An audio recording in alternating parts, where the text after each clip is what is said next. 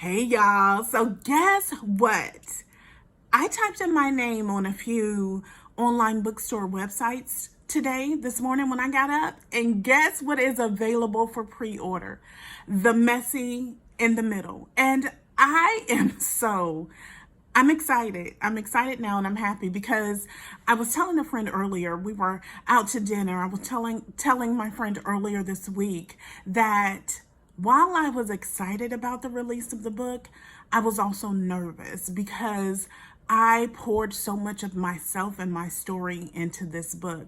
And it's told in a very vulnerable manner, but it's told also in an encouraging manner. And I need you to understand, I need you to get this book because I need you to understand that no matter how messy your life is, it can still be beautiful in the middle of a mess. In the middle of a mess. That does not mean that we don't cry or get frustrated or discouraged about our messy parts, but that does mean that there's still beauty in the middle of a mess.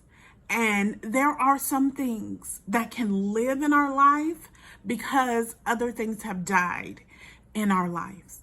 I cannot tell you, I remember, and there are some things, yes, that I am still praying and believing for in my life. There are some things that I really desire to see. But I remember, those of you who know me, you know that there's nothing I've wanted more than family. So to be on this side, it's suckish. But I remember earlier this year, when did we finish? We finished our divorce care class at the end of February. And I was signing books. Our leadership team, early Sunday morning before graduation, went in and we were writing inscriptions and signing books for each of the participants in the class. And then we went to lunch after. And I remember driving home thinking, I've never felt so fulfilled in my life. Are there things that are missing? Yes. Do I feel fulfilled every single day of my life? No. But what came from my messy was a gift to give to others. What came from my messy was a release into the things that I had been passionate about all along. I didn't know how God was going to do it because it looked real messy, but it was a release into those things. Listen. Just because things have fallen apart in your life does not mean there's not purpose. But we do have to grieve the things to be healthy and to move on. We do have to grieve the things that have caused us pain. And I think even so, to have an authentic relationship with God, we have to be real enough to tell him what we are feeling. What we are feeling about him and our relationship with him. Did he let us down?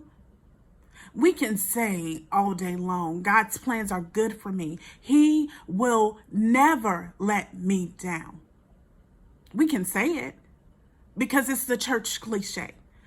But if we really feel let down, how honest, how real is our relationship with God?